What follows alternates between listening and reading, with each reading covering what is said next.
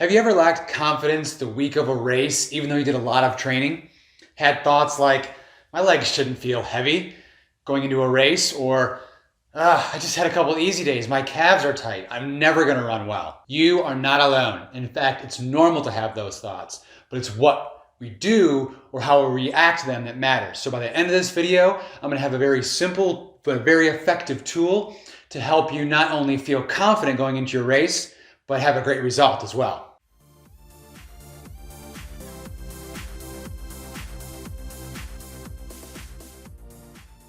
Hey, it's Coach Eric bringing you another weekly mistake that I've made and learned from so that you can become a better triathlete. Like most athletes, you're probably doing lots of good quality physical training, but with all the stuff you've got going on, you just don't have the time to put in the mental training.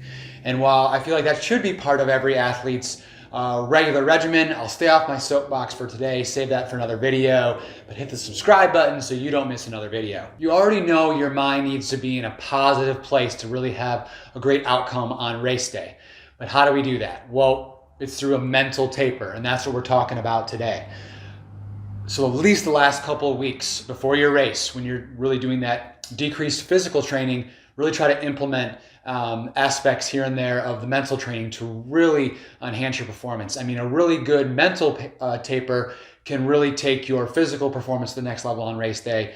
And just the opposite way, a really poor mental taper, you're really defeating yourself before the race, and you're not setting yourself up to have a great race. And that's when a lot of athletes underperform. And even though they're doing the physical training, that mentally they're not there and they don't have as great a race as that they expected to have. You put a ton of pressure on yourself to perform and race well, and you probably have even added pressure at a really important race from friends and family that are at the venue or that just know that you're doing it.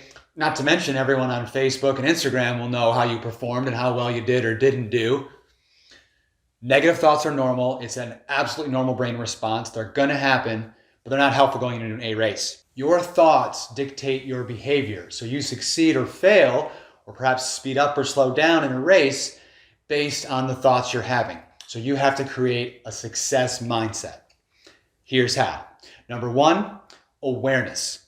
If you don't know that you're having these bad thoughts that are unhelpful, then you can't change anything. It seems so simple, but we get into our regular daily routines, we're just kind of on autopilot, and we don't have as much awareness. It takes energy to have awareness. And so in this case, it's important though, when you have an event such as you didn't sleep well last night, and then you have this thought that, oh, I didn't sleep well, so I'm not gonna race well. At that point, you bring that into awareness, wait a minute, you stop, and you take a second look at it. To help you out with the awareness part, you could have a friend or family or even a coach, who will point out, when you're having a negative or bad thought, since you're not really aware of it at this time, help you bring it into awareness. And so then once it's in awareness, step two is to actually write it down on paper. And so you are literally looking at that thought.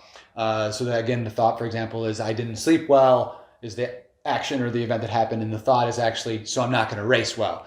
You literally look at that and say, is this really true? This is a crucial step, because if you take that thought into a race and you start to feel tired, then your brain's gonna go, see, told you you're gonna feel tired, might as well throw in the towel. And then you end up slowing down, or perhaps walking more than you normally would, or maybe even not even finishing, because you just keep saying, see, I didn't sleep well, I might as well just save this for another day. I'm not gonna do my best. So it really becomes a self-fulfilling prophecy. In this way, it's negative, but it doesn't have to be this way. We wanna make it positive. So again, you're challenging that thought once it's in awareness. So you could say, well, the first thing you do is you go back to any potential past positive experiences where it's in line with the thought. So in this example, I didn't sleep well. You could say, well, no, actually, I didn't sleep well at the Utah race, and I actually won my age group.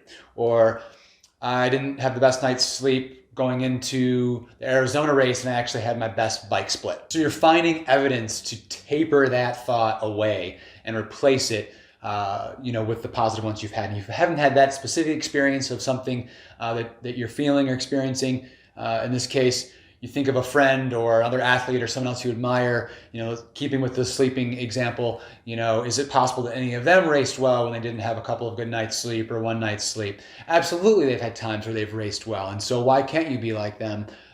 It can happen that way. So then in our example, you literally cross off, I will not race my best, since you wrote it down, and replace it with, I can race my best even though I didn't have the best night's sleep. Simple, yet effective. And just like everything else, this takes practice and time. It's not a magical miracle bullet, but over time you develop this skill and it really becomes something that can enhance your performance, especially what it ends up doing in the race. Then instead of slowing down or feeling tired, you start to have the thoughts, because you've trained your brain, you have more positive thoughts like, well, I'm feeling tired, but I felt tired before in races and still did well. Or I know I'm tired right now, but I can keep pushing. Even people, when they do their absolute best performance ever, they still feel tired. It's a race. And so to not feel tired is almost kind of a silly thought, that you're going to feel tired at some point and to keep pushing and you can keep going. Your brain is just trying to protect you. With all that stress and training, it's trying to give you a way out so that if you don't succeed, that it won't be is difficult to handle. But that's not helpful, because you're in this for challenges. You know everything's not going to go perfect all the time. And so you need to challenge your brain and say, thank you, brain, but I want to get out of my comfort zone. I want to push myself. I'm going to become a better person with these challenges, even if I don't perform my best all the time. I'll give you one more example that actually happened to me today, because I'm 9 days away from my A race at Ironman 70.3 Crit Zona, I like to call it. But my friend texted me and said, are you feeling ready for the race? Because he knows I've started like 2.5 week taper. And my first thought was, it's going to be hot. I'm probably not going to really run really well because of the temperature. And I was like, brain, what the hell are you talking about? So that's our awareness. I said, you live in the desert. For the last several months, I've been running in 90 to 100 degrees, even when it's 5 a.m. I am heat acclimated. I am prepared. I am ready to go. So I am challenging that thought. And the truth is that it's going to be about 80 degrees on race day. So not only is that not going to be hot for me, but with all my heat acclimation and my training, I'm probably going to have a really fast and a really good run. If I didn't stop myself, for the next week and a half, I'll probably be telling everybody, it's going to be hot, I'm not going to run well. Instead, not true, regardless of the temperature, especially if it's going to be lower. And so what this is leading to me is now, over the next week, I'm going to feel more confident because I know I'm prepared for it. And as a secondary result, I'm probably going to sleep better, so I'm going to recover better. And so then it becomes a self-fulfilling prophecy in a positive way. And that's the goal over time, is to keep practicing that skill. Not easy to do, but very simple. Know that it's totally normal to have negative thoughts. You're always going to have them no matter what you do. It's your brain protecting you. So it's what you do after you have the thought that makes the difference. So first, you have an awareness of, you have this thought after you didn't sleep well that you're not going to race well. And so you have the awareness that you've had that. Then you stop, you challenge it and say, no, I've raced well at other races on a good night's sleep. I'm going to race well at this one, even if I didn't sleep perfectly. This technique is so important to help you with the mental tapering process and help adjunct and really elevate your physical training. But use it year round if you can. You'll develop it better. And that way, when you get into the races, those taper weeks, you'll be able to do this even better. And you'll spend more time thinking positively, which leads to positive outcomes as opposed to thinking negatively and having negative outcomes. So I hope this was helpful for you. Put a comment. Tell me how you really mentally tapered your thoughts and how effective it was for you. And until next week, I will see you on the trails.